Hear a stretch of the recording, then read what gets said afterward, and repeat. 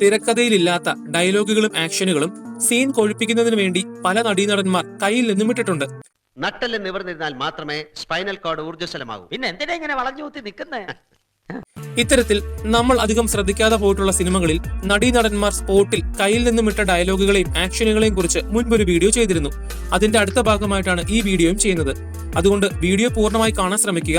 അതോടൊപ്പം നിങ്ങളുടെ അഭിപ്രായങ്ങൾ കമന്റ് ബോക്സിൽ രേഖപ്പെടുത്തുകയും ചെയ്യുക.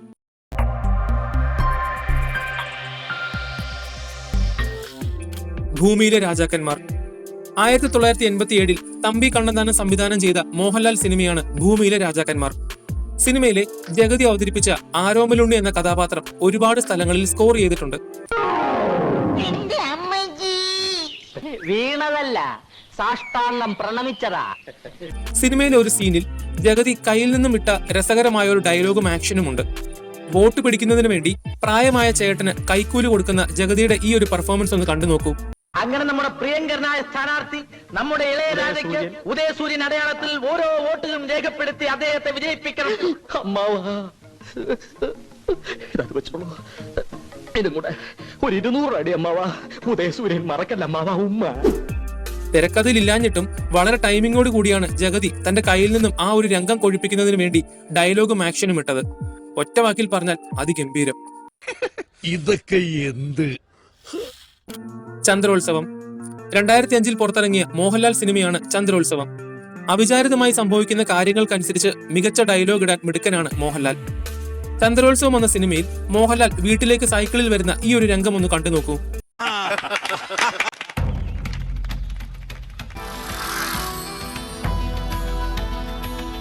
മിഡിൽ ഈസ്റ്റിലെ ടോക്കിയോയിലെ ആംസ്റ്റർഡാമിലെ ഒരു തറവാടിന്റെ മുറ്റം പോലെ ഫോറിൻ കാഴ്ചന്റെ പെരളി. എന്റെ ഗീവർഗീസ് പുണ്യമാള, എന്റെ ചങ്ങാതിമാർക്ക് നീ സുഭിക്ഷതയും സമൃദ്ധിയും നൽകുന്നു. നിനക്ക് സ്തോത്രം. സത്യം.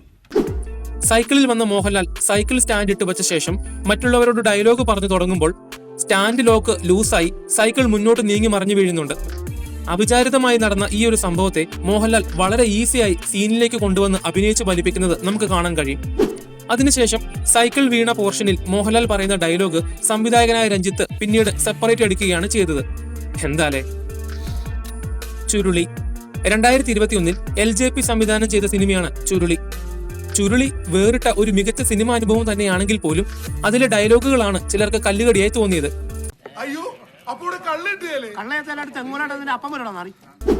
തങ്കൻ എന്ന ഒരു സാധാരണ പേര് വളരെ ട്രെൻഡിംഗ് ആക്കിയതും ഈ ഒരു സിനിമ തന്നെയാണ്. ചുരുളി സിനിമയിൽ ജോജു ജോർജ് അവതരിപ്പിക്കുന്ന തങ്കൻ എന്ന കഥാപാത്രം വരുമ്പോൾ മുതലുള്ള സീനുകളെല്ലാം അല്പം ഹെവി ഡോസ് ആയിരുന്നു. എന്നാൽ ജോജു ജോർജ് ആ സിനിമയിൽ പറഞ്ഞ ഡയലോഗുകളെല്ലാം തിരക്കഥയിലില്ലാത്തതായിരുന്നു. LJP ജോജു ജോർജിന് സീൻ പറഞ്ഞു കൊടുത്ത ശേഷം ജോജുവിനോട് തനിക്ക് മനസ്സിൽ തോന്നുന്ന വാക്കുകൾ ഉപയോഗിച്ചോളാൻ പറഞ്ഞു. അതുകൊണ്ട് തന്നെയാണ് ആ സീനിൽ പലയിടത്തായി ജോജു ജോർജ് തെറി വിളിക്കുമ്പോൾ വാക്കുകൾ വിക്കിപ്പോകുന്നതും ചില വാക്കുകൾ പറയുമ്പോൾ ഉച്ചാരണത്തിൽ പ്രശ്നങ്ങൾ വരുന്നതും. തെറി കേട്ടിട്ടുള്ള വീട് കൊടുങ്ങല്ലൂർ ഭാഗത്ത് എവിടെയാണെന്ന് തോന്നുന്നു. എന്തായാലും മൊത്തത്തിൽ സംഭവം ഒരു കളറായിരുന്നു.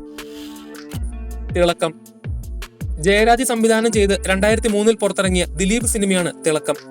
സിനിമയിൽ ഏറ്റവും കൂടുതൽ കോമഡി പറഞ്ഞിട്ടുള്ളവരിൽ ഒരാളാണ് സലീം കുമാർ അവതരിപ്പിച്ച ഓമനക്കുട്ടൻ എന്ന കഥാപാത്രം. തിളക്കത്തിൽ സലീം കുമാറിന്റെ ഏറ്റവും മികച്ച പെർഫോമൻസുകളിൽ ഒന്നായിരുന്നു ഇത്. ഇതാണ് ഞങ്ങളുടെ മൊത്തം പറമ്പ്.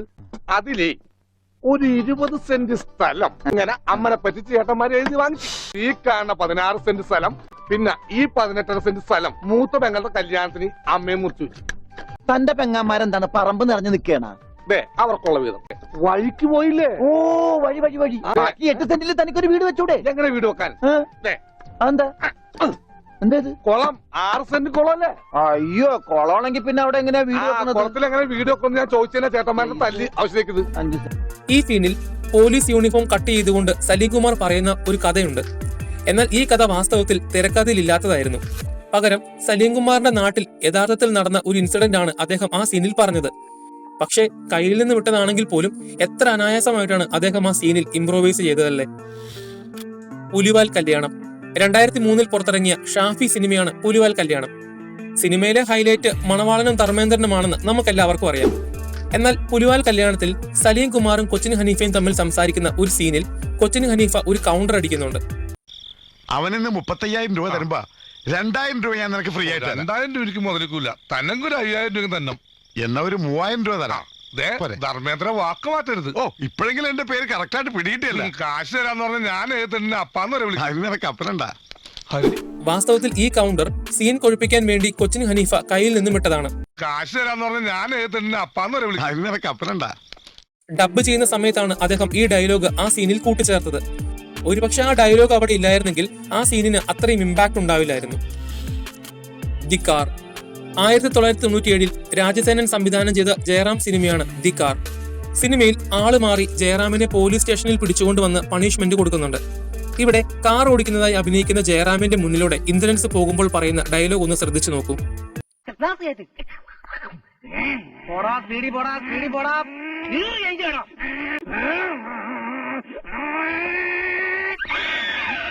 എന്താ വണ്ടി നിർത്തിയേ? ഒരു പട്ടി കുറുക്കെ ചാടി.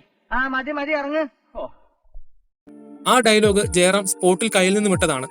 എന്നാൽ കലാഭവൻ മണി അപ്പോൾ തന്നെ ജയറാമിന് മറു കൗണ്ടറും പറയുന്നുണ്ട്.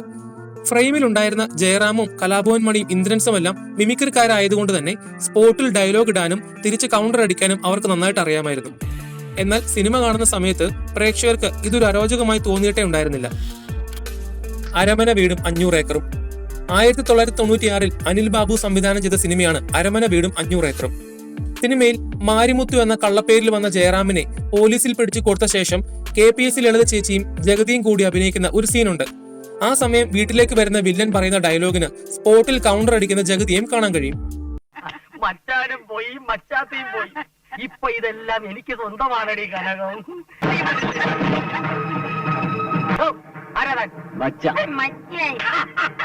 അയ്യോ, ഒരു മച്ചാനെ പഠിച്ചിറക്കി വിട്ടതുള്ളൂ. ഇപ്പൊ ഇതാ വേറൊരു മച്ചാൻ.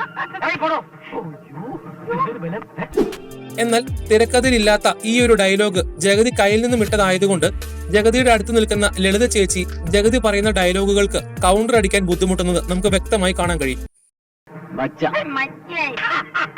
അയ്യോ, ഒരു മച്ചാനെ പഠിച്ചിറക്കി വിട്ടതുള്ളൂ. ഇപ്പൊ ഇതാ വേറൊരു മച്ചാൻ. ഇനി ഒരിക്കൽ കൂടി ആ സിനിമ കാണുന്ന സമയത്ത് ജഗതി ചേട്ടൻ അടിക്കുന്ന കൗണ്ടറിന് മറു കൗണ്ടർ അടിക്കാൻ ബുദ്ധിമുട്ടുന്ന ലളിത ചേച്ചിയുടെ റിയാക്ഷൻസ് നമുക്ക് കാണാൻ കഴിയും. ഈ വീഡിയോ ഇഷ്ടപ്പെട്ടെങ്കിൽ ചാനൽ സബ്സ്ക്രൈബ് ചെയ്യുന്ന കാര്യം ഒന്ന് പരിഗണിക്കുക. അതോടൊപ്പം നിങ്ങളുടെ അഭിപ്രായങ്ങൾ കമന്റ് ബോക്സിൽ രേഖപ്പെടുത്തുക. അപ്പോൾ അടുത്തൊരു വീഡിയോയുമായി വരുന്നത് വരെ ബൈ.